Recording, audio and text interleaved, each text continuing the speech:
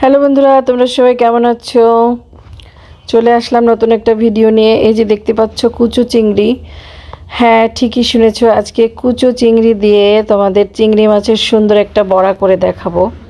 তার জন্য এই যে অবশ্যই শিলনোড়া নিতে হবে। শিলনোড়ায় সুন্দর করে চিংড়ি মাছটা বেটে নিতে হবে। আর এর সাথে আমি কিছু উপকরণ অ্যাড করছি, কিছু কোরানো নারকেল আর রসুন কুচি। কোরানো নারকেল এবং রসুন কুচির কারণে তোমার বড়াটা আর স্বাদ খুবই অসাধারণ হয়ে উঠবে। মানে নর্মাল জিনিসটাকেও যেন একদম অতুলনীয় করে তুলবে। অবশ্যই নারকেলটা ব্যবহার করতে হবে। নারকেলের কারণেই চিংড়ি মাছের বড়াটা খুবই খুবই স্বাদের হয়। আর সেই সাথে কিছু কাঁচামরিচ দিয়ে দিলাম ঝালের জন্য। আমি এখানে শুকনো মরিচ ব্যবহার করব না, বড়াটা কাঁচামরিচ দিয়েই করব। এটা আসলে আমাদের বাগেরহাটের, আমি বাগেরহাটের মেয়ে, এটা বাগেরহাটের একটা ঐতিহ্য বলা চলে আর কি। চিংড়ি মাছের বড়া, বিশেষ করে নারকেল দিয়ে চিংড়ি মাছের বড়া। চিংড়ি মাছের বড়া অনেকেই বানায়, কিন্তু নারকেল দিয়ে বানায় কিনা আমি জানি না। এর সাথে আরও কিছু উপকরণ আমি অ্যাড করে নিচ্ছি। কিছু কুচানো পেঁয়াজ নিয়ে নিচ্ছি, সেই সাথে 1 চিমটি হলুদ, পরিমাণ মতো লবণ আর 1 চামচ আমি ভাজা জিরার গুঁড়া ব্যবহার করছি।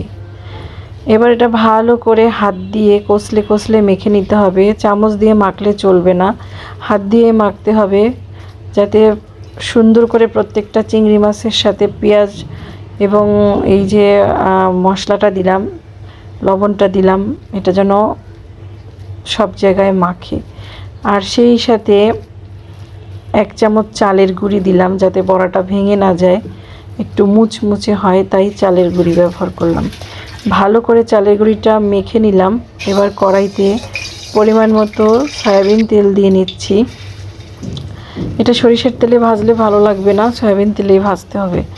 তারপর সুন্দর করে ছোট ছোট পাতলা পাতলা করে বড়াগুলো আমি তেলে দিয়ে দিচ্ছি। অবশ্যই পাতলা পাতলা করে দিতে হবে, তাহলে একদম মুচমুচে হবে আর কোনো কাঁচা থাকার ভয় থাকবে না। মিডিয়াম আঁচে আমি বড়াগুলো ভেজে নিচ্ছি।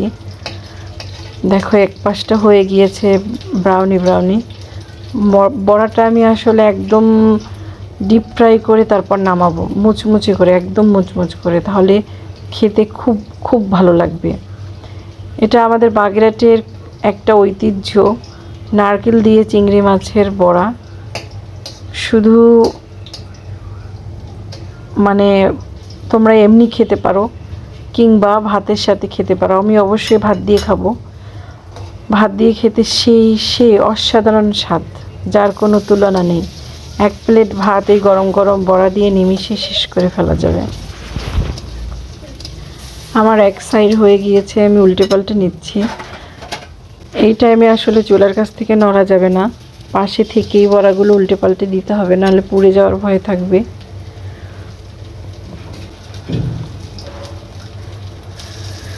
আমার কয়েকটা একদম ব্রাউনি কালার চলে এসেছে, আমি এরগুলোকে তুলে নিচ্ছি এক সাইডে। তোমরা বুঝতেই তো পারলে বড়াগুলো কিভাবে নামাতে হবে। একদম ব্রাউন কালার হয়ে আসলে বড়াগুলোকে নামিয়ে নিতে হবে। এভাবেই আমি আমার প্রত্যেকটা বড়া ভেজে নিচ্ছি।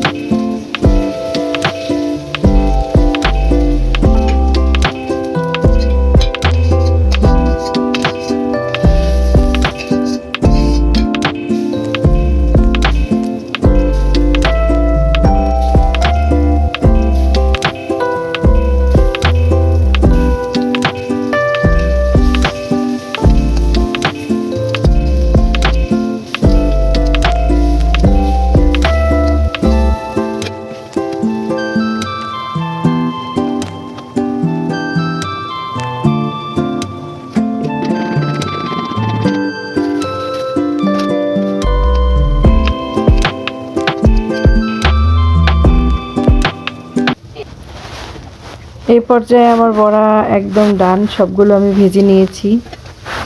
এবার আপনাদের সুন্দর করে পরিবেশন করে দেখাচ্ছি।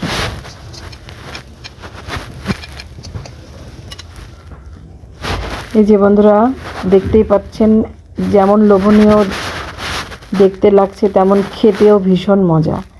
অবশ্যই বাসায় ট্রাই করবেন, আর ভালো লাগলে ভিডিওটা লাইক সাবস্ক্রাইব করবেন। বাই বাই, আবার দেখা হবে নতুন কোনো ভিডিওতে।